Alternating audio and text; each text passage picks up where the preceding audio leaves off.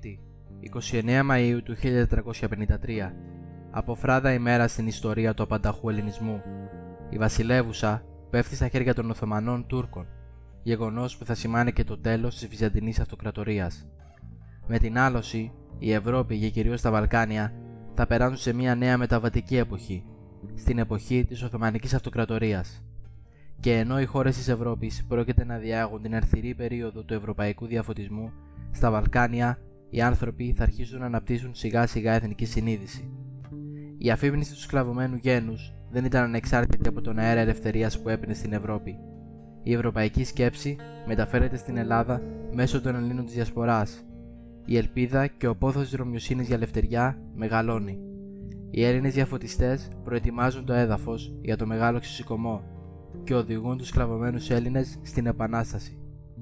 Το νόημα της Επανάστασης του 1821 επικεντρώνεται στην απόφαση των ολίγων να πεθάνουν προκειμένου να ζήσουν ελεύθεροι. Και όταν οι ολίγοι αποφασίσουν να πεθάνουν, λίγες φορές χάνουν και πολλές κερδένουν, γράφει ο Μακρυγιάννης. Έτσι, στις 14 Σεπτεμβρίου 1814 στην Οδυσσό της Ρωσίας, οι Αθανάσιος Τσακάλοφ, Εμμανουήλ Ξάνθος, Νικόλαος Κουφάς και Παναγιώτης Αναγνωστόπουλος ιδρύουν τη Φιλική Εταιρεία, μια μυστική οργάνωση που στόχο είχε την απελευθέρωση της Ελλάδας από τους Τούρκους. Τα πρώτα χρόνια συνάντησε πολλές δυσκολίες στη στελέχωση. Ωστόσο, μέχρι το 1820 κατάφεραν να μοιήσουν περισσότερους από 3.000 Έλληνες, καλλιεργώντας την ιδέα ότι πίσω από τη Φιλική Εταιρεία κρυβόταν ο Τσάρος της Ρωσίας Αλέξανδρος ο Πρώτος και πως είχαν τις θεάρεστες ευλογίες του Οικουμενικού Πατριαρχείου. Αρχές του 1820 οι Φιλικοί πλησιάζουν τον Ιωάννη Καποδίστρια, τότε Υπουργό Εξωτερικών της Ρωσίας, για να του προσφέρουν την ηγεσία. Ο Καποδίστριας αρνείται και έτσι απευθύνονται στον Αλέξανδρο Υψηλάντη, που υπηρέτησε με επιτυχία στη θέση του στρατηγού στο ρωσικό στρατό. Ο Υψηλάντης αναλαμβάνει τη θέση του Γενικού Επιτρόπου της Αρχής και ξεκινά εσπεσμένα την προετοιμασία της Επανάστασης. Με την αύξηση των πεφωτισμένων και μοιημένων, το μυστικό άρχισε να διαδίδεται σε όλον το ελλαδικό και βαλκανικό χώρο, με αποτέλεσμα να κινδυνεύει να γίνει αντιληπτό από τους Οθωμανούς. Στις αρχές του 1821 επισπεύστηκε η έναρξη της Επανάστασης. Σύμφωνα με το σχέδιο, θα ξεκινούσε σχεδόν ταυτόχρονα στις παραδουνάβιες ηγεμονίες στο Μοριά και στην Κωνσταντινούπολη. Η Επανάσταση θα άρχισε εν τέλη Νοεμβρίου με αρχές Δεκεμβρίου του 1821 στην Πελοπόννησο. Παρ' όλα αυτά, στα μέσα Φεβρουαρίου αποφασίστηκε στο Κίζονοβο της Βεσσαραβίας να περάσει ο Υψηλάντης στη Μολδαβία και να κηρύξει εκεί την Επανάσταση. Οι παραδουνάβιες ηγεμονίες επιλέχθηκαν για την έναρξη της Επανάστασης κυρίως για το γεγονός ότι απολάμβαναν σε μεγάλο βαθμό ένα ειδικό καθεστώς.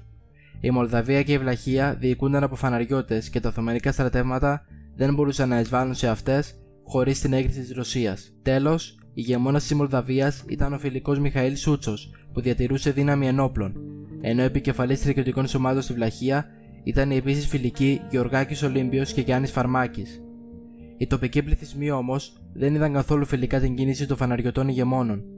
Ταυτόχρονα, οι βιαστικές προετοιμασίες, ο ελλειπής εξοπλισμός του στρατού του Υψηλάντη, η απραξία των φιλικών στην Κωνσταντινούπολη και κυρίως η καταδίκη του κινήματος από το Ρώσο Αυτοκράτορα οδήγησαν την Επανάσταση στις παραδουνάβιες ηγεμονίες σε παταγώδη αποτυχία. Η αποτυχία αυτή δεν πτώησε το ηθικό των Ελλήνων.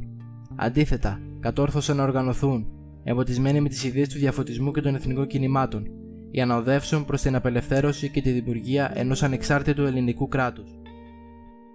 21 Μαρτίου 1821 αρχίζει η πολιορκία των Καλαβρίτων, που θα αποτελέσει και την πρώτη πολεμική ενέργεια της Επανάστασης και θα έχει νικηφόρα κατάληξη 5 μέρες αργότερα.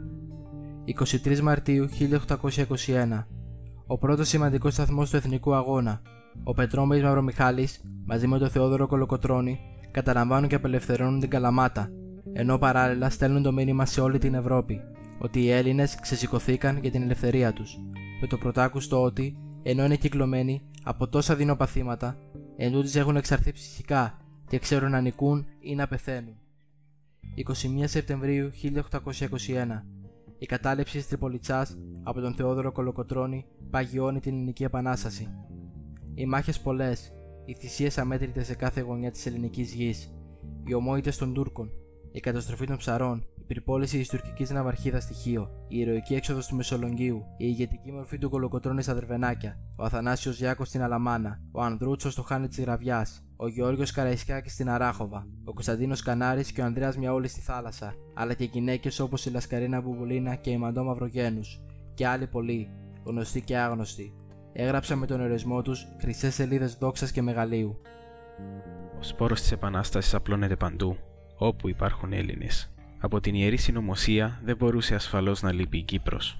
Το νησί φυσικά δεν μπορούσε να μείνει αμέτωχο.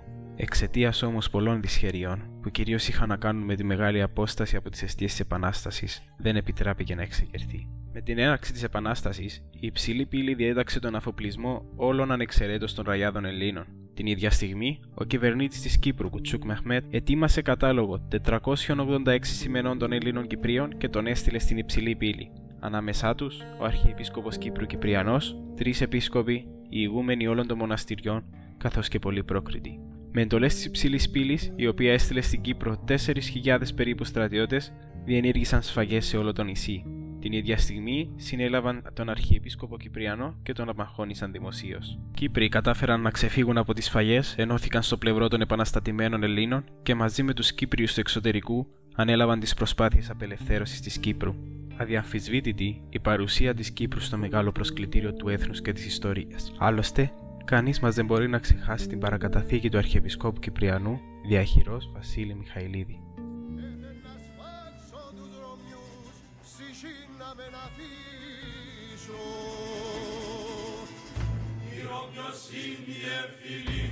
Συνόχεροι του κόσμου, κανένας δεν ευρέθηκε για να την εξηρύψει, κανένας για τη σέβητη που τάψει ο Θεός μου.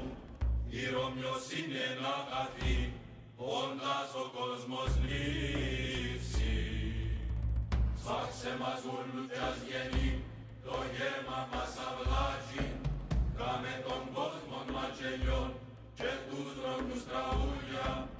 Άμα ξέρε πως είναι ανδρών, όντας ποπικαβάτζι, τριγύρω του πετάσουνται 300 παραπούλια.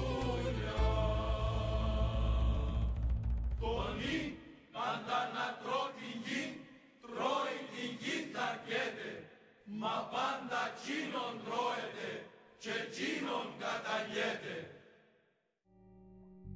Η αδυναμία των Οθωμανών να καταστήλουν την Επανάσταση άρχισε να διαφαίνεται πολύ σύντομα, κάτι που οδήγησε στην εμφάνιση των Αιγυπτιακών στρατευμάτων υπό την διοίκηση του Ιμπραήμ Πασά. Παράλληλα, εμφύλιες διαμάχες και αιματηρές συγκρούσεις ξέσπασαν από το φθινόπωρο του 1823 μεταξύ στρατιωτικών και πολιτικών, σπέρνοντας τη διχόνοια μεταξύ των Ελλήνων, και η Επανάσταση άρχισε να απειλείται. Άκρα του τάφου σιωπή, στον κάμπο βασιλεύει. 9 προς 10 Απριλίου 1826, οι Μεσολογγίτες, κατά τη διάρκεια της δεύτερης πολιορκίας της πόλης τους, επιχειρούν ηρωική έξοδο. Ακολούθησε μεγάλη σφαγή, ενώ όσοι γλίτωσαν, εχμαλωτίστηκαν και πωλήθηκαν ως σκλάβοι. Μετά την πτώση του Μεσολογγίου, η Επανάσταση είχε σχεδόν κατασταλεί. Ένα νέο κύμα φιλελληνισμού όμως αναδύεται. Λογοτέχνες, ζωγράφοι, καλλιτέχνες αποθανάτησαν με τον δικό τους τρόπο τις τουρκικές θηριωδίες. Η ευρωπαϊκή διπλωματία δεν μπορούσε πλέον να μείνει αμέτωχη. Η συμμετοχή των μεγάλων δυνάμεων υπήρξε καθοριστική για την έκβαση της Επανάστασης και κυρίως κατά τη διάρκεια της ναυμαχίας στο Ναβαρίνο τον Οκτώβριο του 1827. 30 Μαρτίου 1827. Η Εθνοσυνέλευση της Τριζίνας εξέλεξε τον Ιωάννη Καποδίστρια πρώτο κυβερνήτη της απελευθερωμένης Ελλάδος. Σεπτέμβριος του 1829 δίνεται η τελευταία μεγάλη μάχη του αγώνα στη Μέτρα της Βιωτίας. Και σήμανε η απαρχή μιας νέας σελίδας, γεμάτης με ηρωικά κατορθώματα και διδάγματα που κανείς δεν θα έπρεπε να ξεχάσει.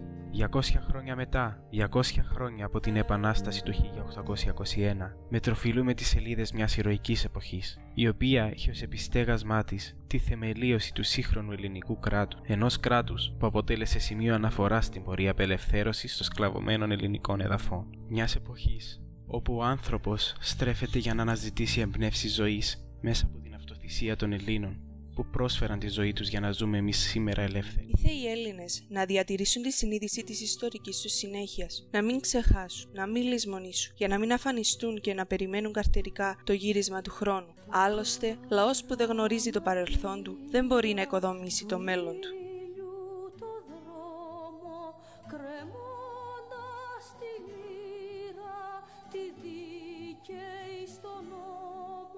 Κρεμώντας τη λύρα, τη δίκαιη στον νόμο.